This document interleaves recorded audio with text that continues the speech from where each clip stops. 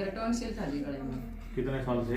मेरा 3 साल से था जी। अच्छा, फिर आपने कहाँ दवाई ले ली मैंने थी? जर्जर ली थी जी, रोहतक पीजीआई से भी ली थी, अंग्रेजी दवाई खा के मैं थक गई। फिर मैंने जिंदल में भी दिखाया, सभी ने ऑपरेशन बोल रखा था। फिर मैं बंगाल में गई बाहर, उधर भी ऑपरेशन बोल दिया। मैं अंग्रेजी दवाई खा के बिल्कुल थक गई थी जी। बाद में पता चला मैंने आपका होम्योपैथिक दवाई दे रहे हैं दुबरदन में, तो मैं आपके पास आई जी। अभी मेरा 1.5-2 महीना खाया होगा मैंने दवाई, बिल्कुल आराम है जी मेरा। अच्छा, होम्योपैथिक दवाई से बिल्कुल आराम है जी। कितने दिन से अब आप दवाई नहीं खा रहे हैं? अभी मेरे को 3 साल हो गए जी। दोबारा तो दिक्कत नहीं हुई? ना फिर टॉन्सिल नहीं में? हुई जी, मेरे दोबारा दिक्कत कुछ नहीं आई। अभी तो मैं इनको टॉन्सिल की प्रॉब्लम थी। अच्छा जी। हाँ जी, टॉन्सिल का साइज बढ़ा हुआ था इनका, और काफ़ी दिनों से 3-4 साल से परेशान थे ये। और इन्होंने पूरे ऑलमोस्ट इंडिया में दिखा लिया था, पीजीआई में भी दिखा लिया था, कहीं बंगाल में भी इन्होंने दिखाया है, और बाकी लोकल में भी इन्होंने सभी जगह दिखाया है। तो सभी ने इनको बोला था कि ऑपरेशन होएगा आपका, और ऑपरेट करके इसको निकालना पड़ेगा। अच्छा, तो हेमोपैथिक में ये जो इलाज संभव है? अभी 3 साल पहले इन्होंने दवाई ली थी हमारे पास में, 1.5-2 महीने इन्होंने मेडिसिन ली है, उससे बिल्कुल ठीक है। उसके बाद इनको कोई प्रॉब्लम नहीं हुई है, और बिल्कुल नॉर्मल हैं, ये नॉर्मल लाइफ जी रहे हैं, कोई प्रॉब्लम नहीं है। उसके बाद इन्होंने ना और किसी दवाई ली है इसके लिए, ना इनको दवाई की इलाज की कोई ज़रूरत पड़ी है। डरना गांव का एक लड़का था, उसको लंग्स कैंसर की शिकायत थी, तो उसके बारे में बताइए डॉक्टर थोड़ा कुछ। वो उनको लंग्स फाइब्रोसिस था उनको, पेशेंट को। तो अभी तो वो कई दिन से मेरे को नहीं दिख रहे आ रहे हैं, लेकिन उनको काफ़ी रिलीफ था। उन्होंने बीच में आपसे मिले भी थे, एक बार आप आए थे तो वो आपसे मिले भी थे, उनको काफ़ी रिलीफ था फाइब्रोसिस ऑफ लंग्स में। तो सर्दी में बहुत ज़्यादा मरीज आ रहे हैं डॉक्टर साहब, किस तरह के वो कर रहे हैं आप? सर्दी में तो अभी जिनको अस्थमा है पेशेंट को, सांस की जो दिक्कत है, जोड़ों के दर्द वाले जो पेशेंट हैं, वो काफ़ी लोग अभी आ रहे हैं, उनको दिक्कत है सर्दी से। तो मेरी तो यही सलाह है कि ठंड से थोड़ा सा बच के रहें, अपना कपड़े वपड़े पहन के रहें, पूरी बाजू के कपड़े पहने, सॉक्स पहने, और सर्दी से थोड़ा बच के रहें, वो ठीक। मेन कारण ये है कि जो हमारे लोगों की लाइफ स्टाइल है ना, लाइफ स्टाइल से 90% बीमारी आ रही हैं। अच्छा। हर बीमारी जो है उसमें लाइफस्टाइल का मेन कारण होता है।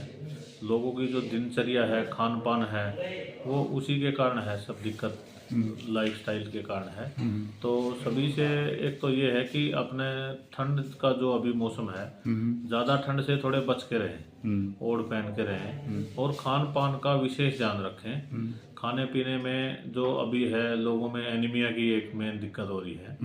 तो एनीमिया के जो हैं उनके लिए आपको, इनको सभी को खाने में हरी सब्जियां खानी चाहिए। अभी हमारे खेतों में बथुआ है, पालक है, और सरसों का साग है, ये सब हरी सब्जियां हैं, ये खाने चाहिए। विटामिन सी है, विटामिन सी जरूरी खानी चाहिए। अमरूद है, अभी जो सीजनल जो फ्रूट्स हैं, सीजनल फ्रूट हर बार खाना चाहिए, कोई भी सीजन हो उसमें रीजनल और सीजनल, ये 2 चीज़ का मेन ध्यान रखना चाहिए। जी जी। जो सीजन में जो चीज़ें होती हैं वो प्रकृति ने बनाई हैं, वो उसी सीजन के हिसाब से, और रीजनल और उसी एरिया के हिसाब से जो बनाई है, जो जहाँ पे जिस चीज़ की ज़रूरत होती है, प्रकृति वहीं उसी को पैदा करती है।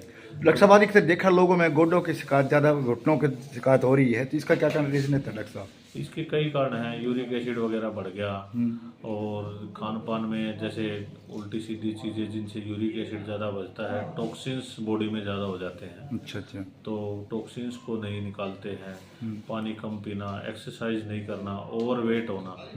ओवरवेट है, जैसे आजकल बहुत से लोग ओवरवेट होते हैं, उनके घुटनों की हर चीज़ की अपनी अपनी कैपेसिटी है, और ओवरवेट होने के कारण में वो फिर घुटनों पे प्रेशर आता है, तो घुटनों के दर्द होता है। और जो रूमेटॉइड आर्थराइटिस वगैरह ये डिजीज़ हैं, उससे अलग, मतलब ये छोटी छोटी हैं जो हम लाइफस्टाइल से चेंज कर सकते हैं। वज़न अपना नॉर्मल रखें, नॉर्मल वज़न रखने के बाद में इस टाइप की चीज़ें बहुत कम होती हैं, बीमारियाँ भी बहुत कम होती हैं। डॉक्टर साहब हमारे दर्शकों को अंत में क्या संदेश देना चाहेंगे? मैं सभी को ये संदेश देना चाहूँगा कि एक तो अपनी दिनचर्या ठीक करें, सुबह जल्दी उठें, एक्सरसाइज करें, जो घूमना है सुबह, मेहनत बहुत ज़रूरी है। प्रकृति से कोई खिलवाड़ करना ठीक नहीं है, प्रकृति से खिलवाड़ करना गलत है। प्रकृति ने जो चीज़ें बनाई हैं, जो हमारा शरीर है, वो प्रकृति के साथ ही सही रहता है।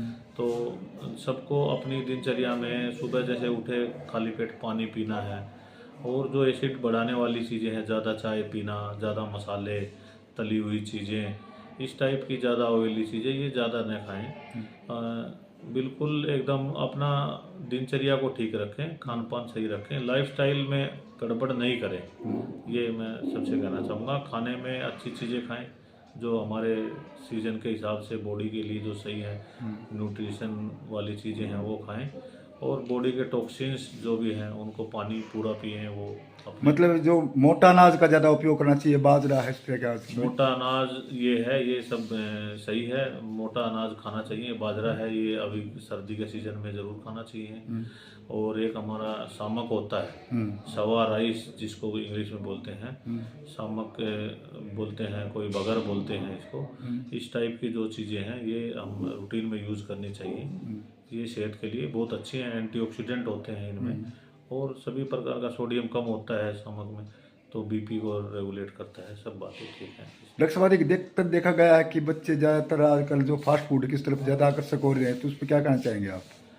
बच्चों को तो मैं यही कहना चाहूँगा, फास्ट फूड नहीं खाना चाहिए। और इनके साथ साथ पेरेंट्स को भी हम मैसेज देना चाहते हैं कि बच्चों को भूख लगती है, उस टाइम पे उनको न्यूट्रिशन वाली चीज़ें पहले खिला दें, ताकि बच्चे को भूख लगती है, फिर वो अपनी चॉइस के हिसाब से, जो आजकल ट्रेंड चल रहा है, जो चाइनीज़ फूड, ये मोमोज वगैरह, बर्गर जो भी चल रहे हैं, वो उसकी तरफ भागता है।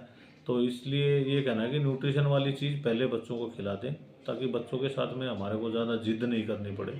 उनको पहले कह दें कि भाई पहले ये खा ले, बाद में आप अपनी मर्जी से खा लेना। तो उससे ऑटोमेटिक हमने देखा है बच्चे का माइंड उससे डाइवर्ट होके और न्यूट्रिशन वाली जो चीज़ें हैं उनकी तरफ बढ़ जाता है। वो खाने के बाद फिर हानिकारक, मतलब वो नहीं बनाती फिर जो चीज़ें। वो खाने के बाद में ये है ना कि एक तो पहले ही आपको न्यूट्रिशन वाली चीज़ें मिल गई, दूसरा जब पेट भर गया तो खाने का मन नहीं होता है, तीसरा अगर फिर भी खाने का मन होगा तो क्वांटिटी कम ले पाएगा। तो उससे बचा जा सकता है। ऐसे धीरे धीरे करके उसको डाइवर्ट कर दे न्यूट्रिशन वाली चीज़ों की तरफ, उससे छूट जाएगा सब। ठीक है।